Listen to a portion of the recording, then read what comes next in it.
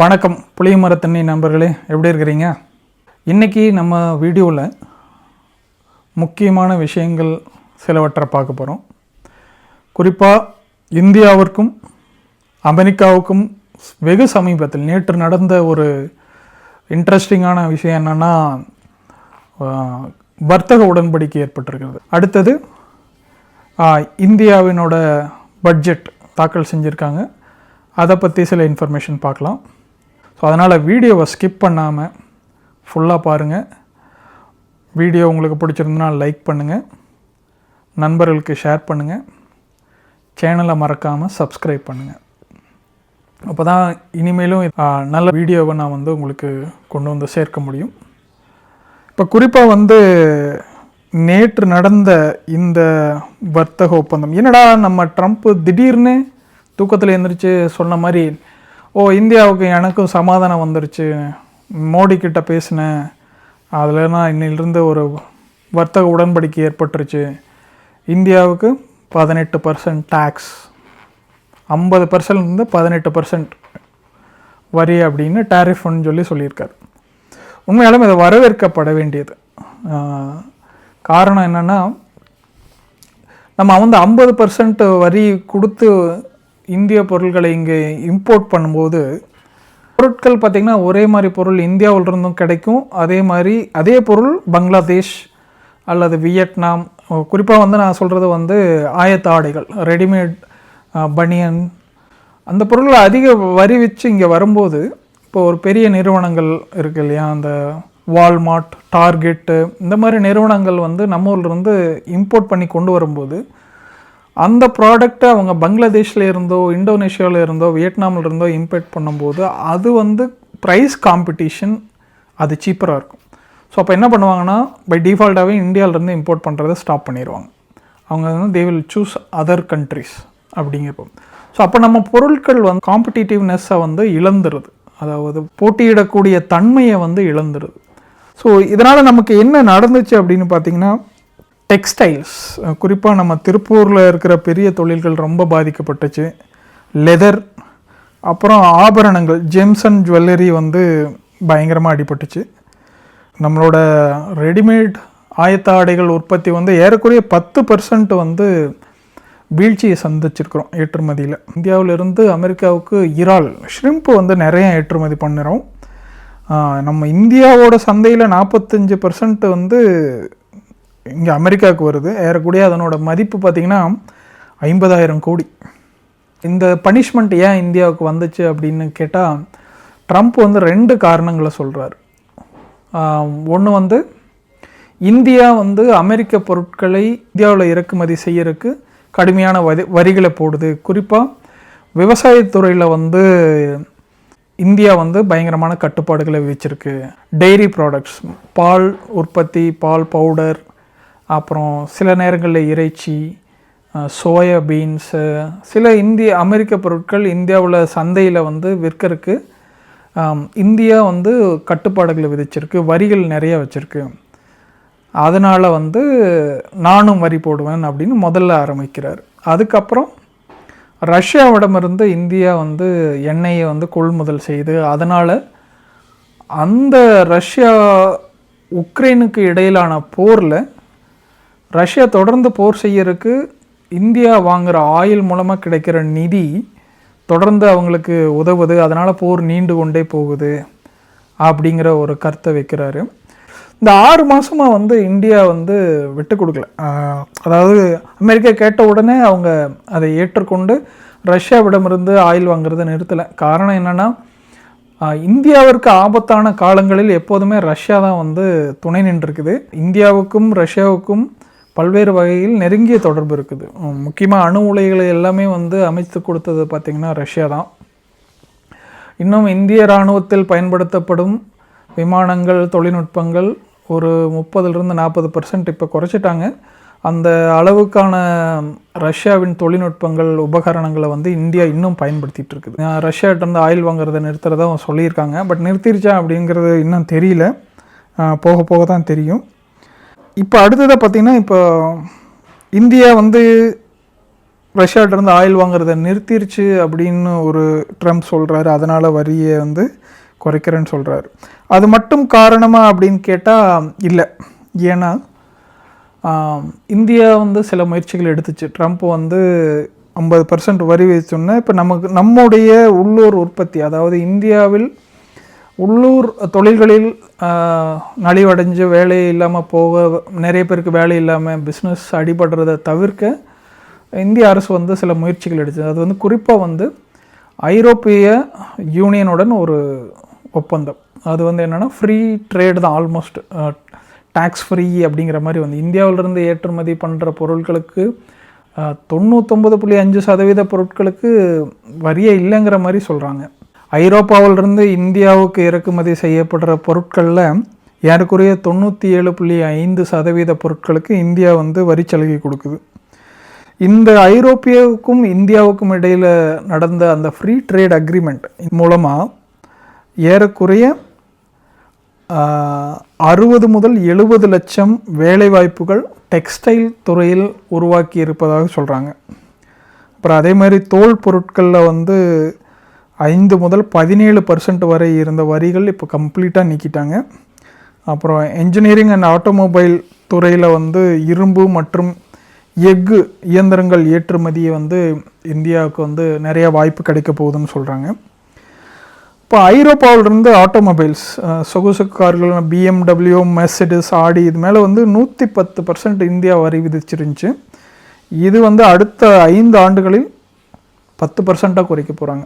So நிறைய நம்ம வந்து BMW, மெர்சிடிஸ், ஆடி கார்லாம் வந்து இந்திய சாலைகளில் பார்க்கறதுக்கு வாய்ப்பு இருக்குது. ஐரோப்பிய தொழில்நுட்ப இயந்திரங்கள் மற்றும் ரசாயனங்கள் மலிவான விலையில் இந்தியாவுக்கு கிடைக்கும். ஐரோப்பாவுக்கும் இந்தியாவுக்கும் இடையிலான ஒப்பந்தத்தில் 6.4 லட்சம் கோடி அளவிற்கு நம்மளால் இந்தியாவினால் ட்ரேட் பண்ண முடியும் அப்படின்னு எதிர்பார்க்குறாங்க. இப்போ அதே மாதிரி இந்தியா இன்னொரு வேலையும் பண்ணிச்சு. என்னென்னா இங்கிலாந்து கூடயும் ஒரு ஃப்ரீ ட்ரேட் அக்ரிமெண்ட்டு பண்ணாங்க. அதில் பார்த்திங்கன்னா அது போன வருஷம் ஜூலை 2025 பண்ணியிருக்காங்க. அதனோட முக்கியமான இது வந்து என்னென்னா இந்தியாவிலிருந்து இங்கிலாந்திற்கு ஏற்றுமதி செய்யப்படும் பொருட்கள் 99% பொருட்களுக்கு வரி இல்லை. அதுலேயும் டெக்ஸ்டைல் இருக்குது, தோல் பொருட்கள், கடல் உணவுகள் மற்றும் நகைகள். அதில் வந்து நமக்கு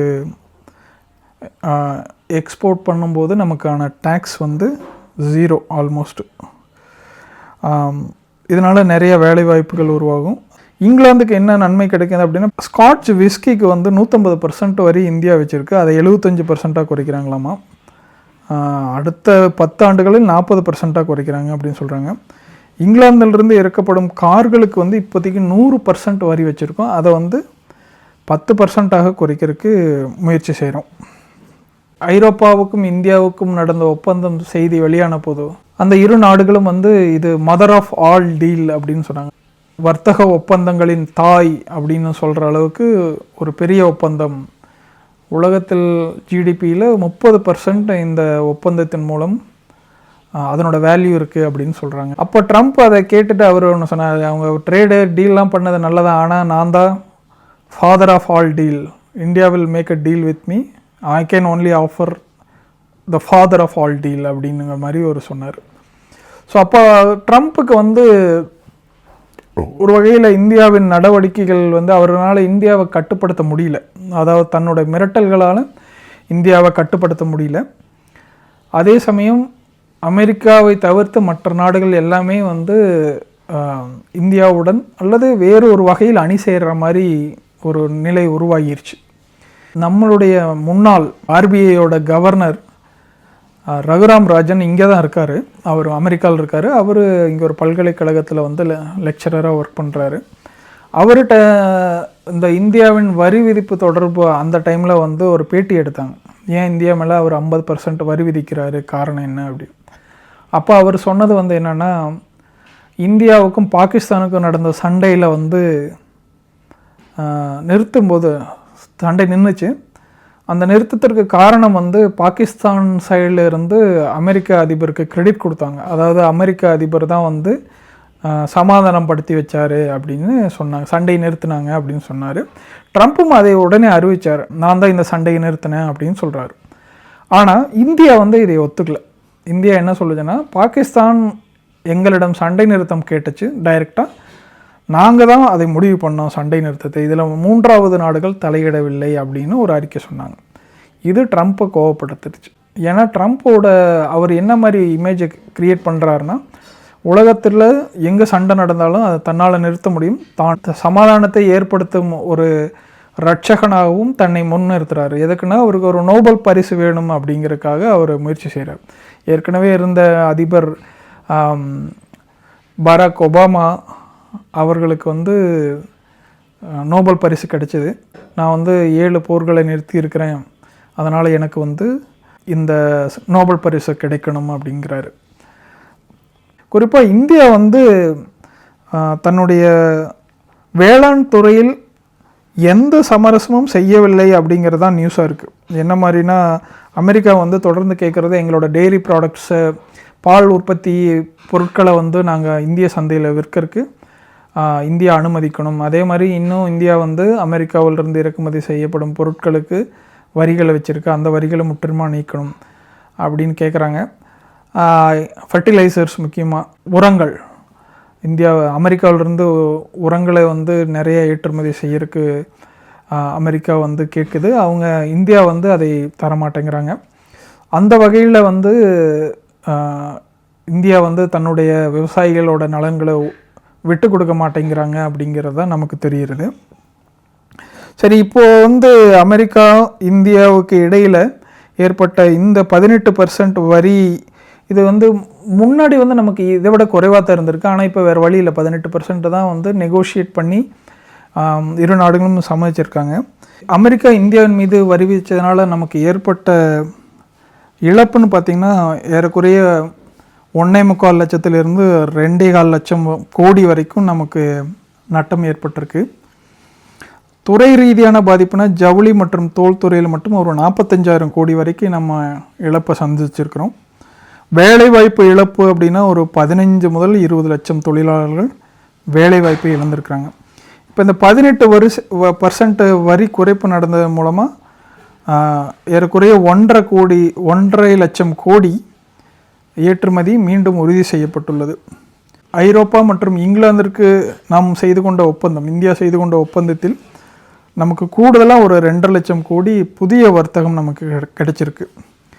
அதே மாதிரி ரஷ்யாவின் எண்ணெய்க்கு பதில் அமெரிக்காவிடமிருந்து எரிசக்தி வாங்குவதன் மூலம் அமெரிக்காவின் பொருளாதார தடைகளில் இருந்து தப்பிப்பதன் வழி ஒரு 80,000 கோடி அபராதம் அல்லது கூடுதல் செலவுகள் தவிர்க்கப்பட்டுள்ளன. ரஷ்யாவிட்டிருந்து நம்ம ஆயில் வாங்காமல் அமெரிக்காவிட்டிருந்தும் வெனிசுலாவிட்டிருந்தும் ஆயில் வாங்குறது மூலமாக இன்னொரு 80,000 கோடி வந்து நம்ம அதிக வரி செலுத்துவதிலிருந்து சேமிக்க முடிகிறது. அமெரிக்க வரியால் ஏற்படவிருந்த மொத்த இழப்பு பார்த்திங்கன்னா 2,10,000 கோடி. புதிய ஒப்பந்தத்தால் தவிர்க்கப்பட்ட இழப்பு 1,55,000 கோடி. ஐரோப்பா மற்றும் இங்கிலாந்துடன் ஏற்படுத்தி கொண்ட ஒப்பந்தத்தில் நமக்கு ஈடு செய்யப்பட்ட தொகை வந்து பார்த்திங்கன்னா 2,50,000 கோடி. நிகர லாபம்னு பார்த்தா நம்ம ஏறக்குறைய 1,95,000 கோடி நமக்கு வந்து இந்தியா வந்து லாபம் அடைஞ்சிருக்கு.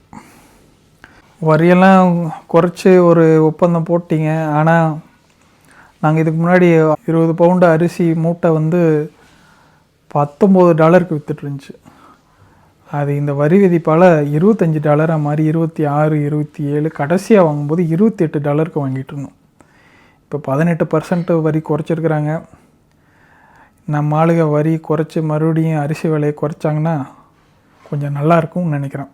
அடுத்ததாக நம்ம வந்து இந்தியாவின் பட்ஜெட்டை பற்றி பார்ப்போம். வளர்ச்சி அடைந்த இந்தியாவாக மாற நிதி அமைச்சர் வந்து அறிவித்து இந்த பட்ஜெட்டை தாக்கல் செஞ்சுருக்காங்க. இந்திய பட்ஜெட்டில் முக்கியமான சில விஷயங்களை நம்ம பார்ப்போம். 7 லட்சம் வரைக்கும் நீங்கள் ஆண்டு வருமானம் இருந்துச்சுன்னா இனிமேல் வரி கட்ட வேண்டியதில்லை. கோவை மற்றும் மதுரை மெட்ரோ ரயில் திட்டங்களுக்கு வந்து 2ஆம் கட்ட பணிகளுக்கு நிதி ஒதுக்கியிருக்காங்க. சென்னை, பெங்களூரு, மைசூர் இடையான புதிய அதிவேக ரயில் பாதை, அதே மாதிரி ஹைதராபாத்துக்கும் ஒரு சென்னையிலேருந்து ஹைஸ்பீட் ரயில் அறிவிச்சிருக்கதான் கேள்விப்பட்டேன். அப்புறம் தூத்துக்குடி வஉசி துறைமுகத்தை வந்து ஒரு சர்வதேச கப்பல் போக்குவரத்து மையமாக மாற்ற நிதி ஒதுக்கியிருக்காங்க.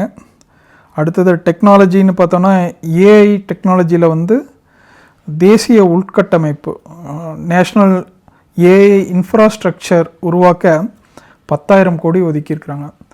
இது வந்து இளைஞர்கள் வந்து இதை கவனிக்கணும். நிறைய வாய்ப்புகள் இருக்குது. அப்புறம் அதே மாதிரி சிப் மேனுஃபேக்சரிங், ஐசி கணினிகளுக்கு தேவையான ஐசி தயாரிக்கக்கூடிய அந்த நிறுவனங்களுக்கு ஊக்கத்தொகை கொடுத்துருக்காங்க. அடுத்தது 6G டெலிகம்யூனிகேஷன், அடுத்த தலைமுறை தொலைத்தொடர்பு தொழில்நுட்பத்திற்குன்னு நிறைய முக்கியத்துவம் கொடுத்துருக்காங்க. விவசாயத்துறையில் வந்து 1 கோடி விவசாயிகளுக்கு இயற்கை விவசாயத்திற்கு மாற ஊக்குவிக்க திட்டம் வகுத்திருக்காங்க. மீன் ஏற்றுமதியை அதிகரிக்க கடலோர மாவட்டங்களில் புதிய பூங்காக்கள் அமைச்சிருக்காங்க. இளைஞர்களுக்கு வேலைவாய்ப்பு அளிக்கும் வகையில் திறன் மேம்பாடு ஸ்கில்லிங், அடுத்த 5 ஆண்டுகளில் 2 கோடி இளைஞர்களுக்கு புதிய தொழில்நுட்பங்களில் ஏஐ, ட்ரோன், ரோபோட்டிக்ஸ் பயிற்சி அளிக்க திட்டம் கொடுத்துருக்காங்க. ஸ்டார்ட் அப் கம்பெனிகளுக்கான வரிச்சலுகையும் நிறைய கொடுத்துருக்காங்க. நெடுஞ்சாலை திட்டங்களுக்கு கூடுதலாக நிதி ஒதுக்கியிருக்காங்க. ஸோ இதெல்லாமே நல்ல ஒரு வாய்ப்பு தான். நம்மளுடைய இந்தியாவின் இளைஞர்கள் வந்து இதையெல்லாம் பயன்படுத்திக்க வேண்டும். பட்ஜெட் மற்றும் அமெரிக்காவுடனான ஒப்பந்தம் பற்றி விரிவாக பார்த்தோம். அடுத்த வர்ற நிகழ்வில் முக்கியமாக ஷார்லெட்டில் வந்து பொங்கல் விழா வந்து தமிழ் சங்கம் ஏற்பாடு செஞ்சுருக்கு. பொங்கல் நிகழ்வில் வந்து தமிழ் உறவுகள் எல்லாம் ஒன்றாக இணைந்து கலை நிகழ்ச்சிகள், உணவு மற்றும் கடைகள்லாம் போட்டு ஒரு திருவிழாவை கொண்டாட இருக்கிறாங்க. அது சனிக்கிழமை நிகழ்வு இருக்குது. அந்த நிகழ்வை வந்து உங்களுக்கு ஒரு நிகழ்ச்சியாக தரலாம் என்று இருக்கிறேன். சிவராத்திரி நிகழ்வு, இங்கே ஒரு அருமையான கோயில் ஒன்று இருக்குது, திருமூர்த்தி சன்னிதானம். அந்த கோயிலில் வந்து சிவராத்திரி நிகழ்வு நடைபெற இருக்கிறது. அதையும் நம்ம எந்த அளவுக்கு முடிஞ்ச அளவுக்கு நம்ம உங்களுக்கு அது தொடர்பான செய்திகளையும் காணொளிகளையும் பகிர முயற்சிக்கிறோம். இதுவரை நம்மோடு இருந்து பார்த்த நண்பர்களுக்கு ரொம்ப நன்றி. மீண்டும் அடுத்த வீடியோவில் நாம் சந்திப்போம். மறக்காமல் சேனலுக்கு சப்ஸ்கிரைப் செய்யவும். நன்றி.